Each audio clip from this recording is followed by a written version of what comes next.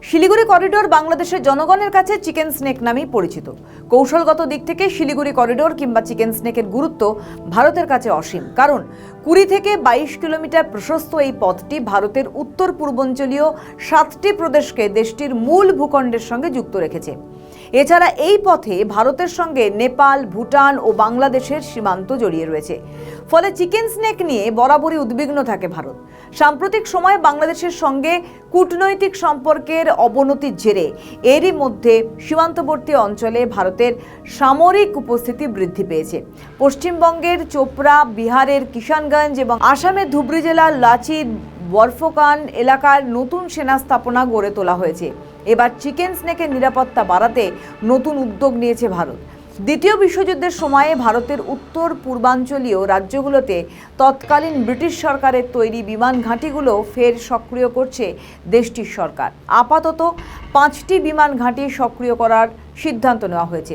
ভারতীয় সূত্র বলছে, মূলত বাংলাদেশের সঙ্গে সম্পর্কের অবনতির জেরে চিকেন স্নেক অঞ্চলে সৃষ্ট নিরাপত্তাগত উদ্বেগ থেকেই এই সিদ্ধান্ত নিয়েছে নয়াদিল্লি। জানা গেছে, এই ঘাঁটিগুলো জলপাইগুড়ির আমবাড়ি ও পাঙ্গা, দক্ষিণ দিনাজপুরের বালুরঘাট, মালদহের ঝালঝালিয়া এবং আসামের ধুবড়ী জেলায় অবস্থিত। দ্বিতীয় বিশ্বযুদ্ধের সময়ে মিয়ানমার ও উত্তর পূর্বাঞ্চলীয় রাজ্যগুলোতে জাপানি সেনাদের ঠেকাতে পশ্চিমবঙ্গ, আসাম, ত্রিপুরায় কয়েকটি বিমান ঘাঁটি করেছিল তৎকালীন ব্রিটিশ ঔপনিবেশিক সরকার। এখন প্রশ্ন হচ্ছে, বর্তমান সময়ে ভারত এত বেশি উদ্বিগ্ন হওয়ার কারণ কি? ভৌগোলিক ও কৌশলগত গুরুত্ব বিবেচনা করলে যা দাঁড়ায় তা হলো, এই করিডোর ছাড়া ভারতের উত্তর পূর্ব রাজ্যগুলির সাথে মূল দেশকে স্থলপথে সংযুক্ত করা প্রায় অসম্ভব। শুধু ভারত নয়, নেপাল, ভুটান, বাংলাদেশ সহ দক্ষিণ ও পূর্ব এশিয়ার ট্রানজিট রুট ও বাণিজ্যের ভূমিকা রয়েছে। এছাড়া যে কোনো বিরোধ, বাধা বা উত্তেজনা একমাত্র রুটটি ব্লক করলে পুরো অঞ্চল বিচ্ছিন্ন হয়ে যেতে পারে, যা অর্থনৈতিক, সামরিক ও প্রশাসনিকভাবে বড় সংকট তৈরি করবে। চিকেন স্নেক নিয়ে ভারতের বর্তমান নিরাপত্তা উদ্বেগের 3টি প্রধান কারণ হলো, এই সরু করিডোর বিচ্ছিন্ন হলে উত্তর পূর্ব রাজ্যগুলোর সাথে সরাসরি যোগাযোগ বিচ্ছিন্ন হবে, যা ভারতীয় সেনা, পণ্য ও নাগরিকদের চলাচলে বড় বাধা সৃষ্টি করবে। সাম্প্রতিক রাজনৈতিক অস্থিরতা ও বাংলাদেশের রাজনৈতিক নেতৃত্বের পরিবর্তনের পাশাপাশি ঢাকার সঙ্গে চীনের ঘনিষ্ঠতা ভারতে কৌশলগত উদ্বেগ বাড়াচ্ছে।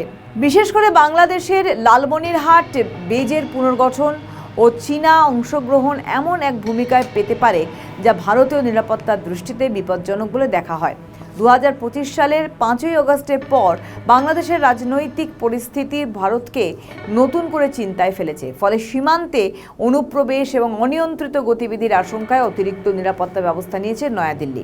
বিএসএফ 12 ফুট কাঁটাতারের বেড়া, ড্রোন নজরদারি, থার্মাল ক্যামেরা ইত্যাদি দ্বারা করিডোরের সুরক্ষা শক্তিশালী করছে, যার ধারাবাহিকতায় উত্তরের বিভিন্ন জায়গায় বিমান ঘাঁটি ফের চালু, সীমান্তে নতুন পোস্ট স্থাপন ইত্যাদি উদ্যোগ নিয়েছে প্রধানমন্ত্রী নরেন্দ্র মোদী সরকার।